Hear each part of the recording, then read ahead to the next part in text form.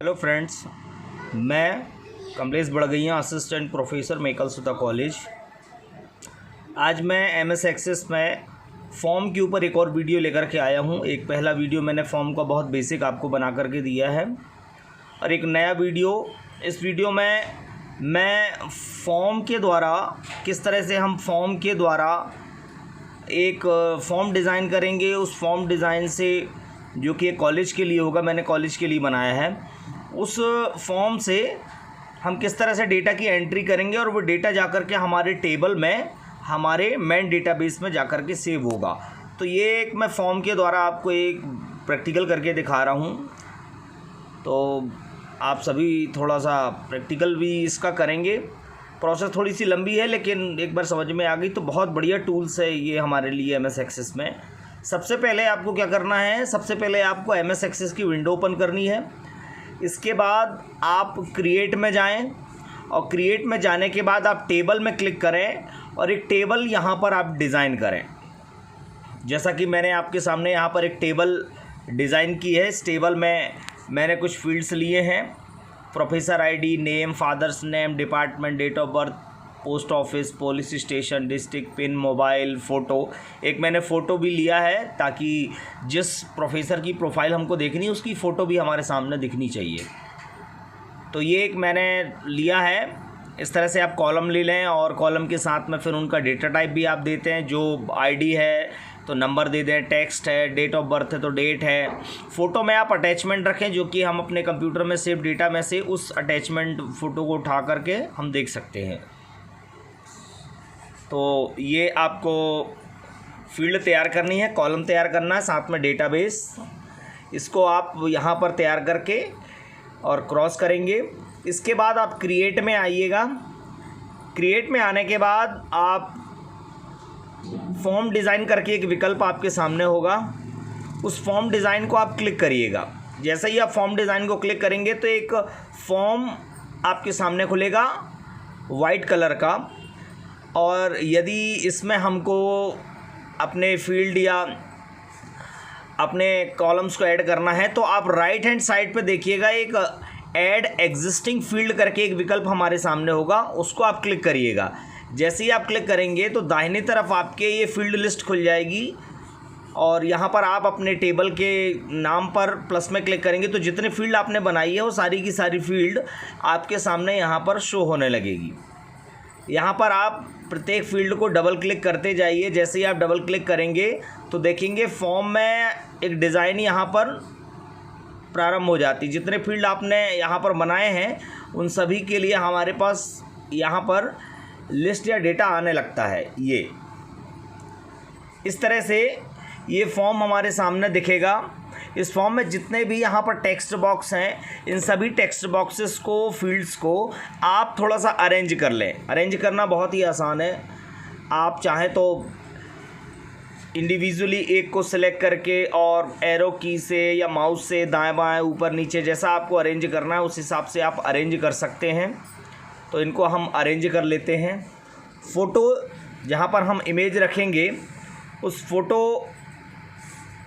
Photo वाले विकल्प को मैंने साइड पर रखा है। तो इनको हम व्यवस्थित कर लेते हैं।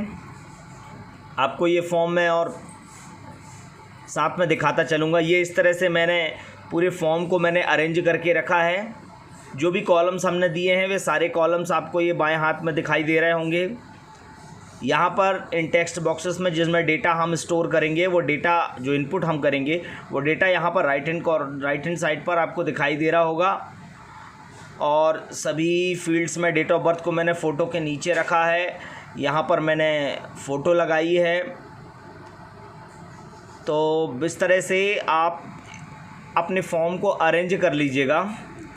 फॉर्म को अरेंज करने के बाद अब आपको यदि फॉर्म का बैकग्राउंड बदलना है, बैकग्राउंड का कलर बदलना है, तो आप होम में जाएं और ये यहाँ से आकर के और आप ये बैक कलर यहाँ से चेंज कर सकते हैं।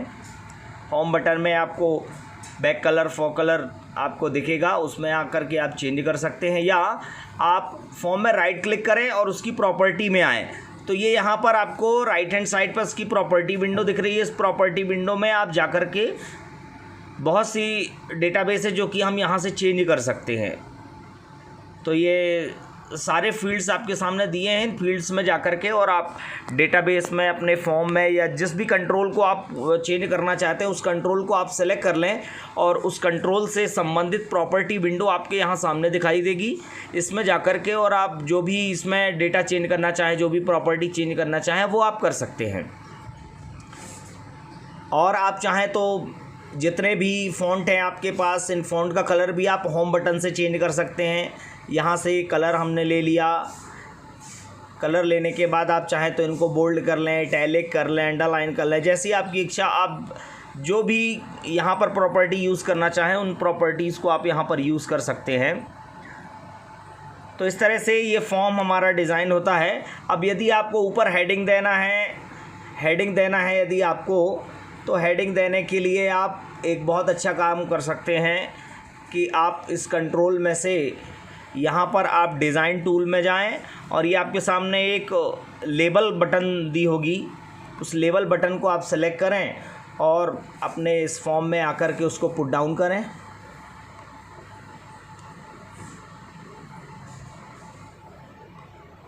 ये हमारे सामने लेबल आ गया।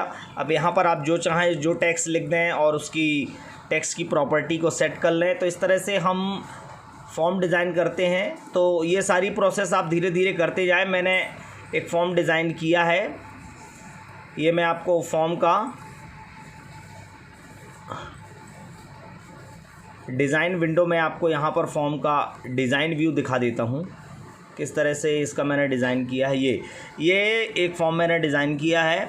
इसमें मैंने ऊपर लेबल ले लिया है। लेबल में मैंने अपने कॉलेज का नाम रखा है और जो भी इस फॉर्म का टाइटल है उसको दिया है।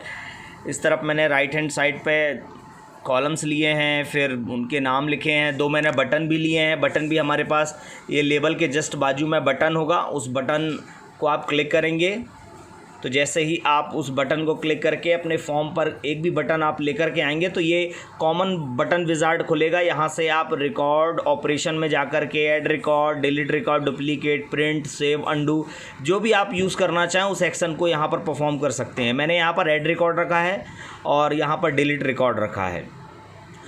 तो इस तरह से यहाँ पर ये हमने फॉर्म डिज़ाइन किया है। इस फॉर्म को मैं रन करा के आपको दिखा देता हूँ कि किस तरह से ये डेटा को हमारे सेव करेगा।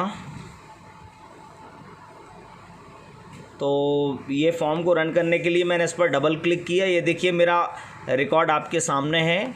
ऐड रिकॉर्ड मैंने किया तो ये डेटा मेरा जाकर के मेरे मेन टेबल में सेव होगा। इस टेबल को देखने के लिए मैंने प्रोफेसर टेबल जो मैंने बनाई उसमें मैंने डबल क्लिक किया तो ये देखिएगा पहला जो रिकॉर्ड मैंने दिया है वो रिकॉर्ड मेरे अपने टेबल पर जाकर के स्टोर हो गया। तो इस तरह से हम एक फॉर्म के द्वारा, एक फॉर्म टूल के द्वारा हम तरह तरह के फॉर्म डिज़ाइन कर सकते हैं। आप अपने शॉप के लिए कर सकते हैं, कॉमर्शियल पर्पस के लिए कर सकते हैं, प्रोफेशनल पर्पस के लिए कर सकते हैं।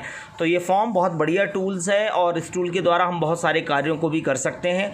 आई होप आपको ये वीडियो पसंद आया होगा और यदि इसमें कोई क्वेरीज आती है तो आप प्लीज़ कमेंट्स में मुझे लिख करके बताएँ। मैं आपके सभी प्रॉब्लम्स को सॉल्व करने का प्रयास करूँगा। Thank you.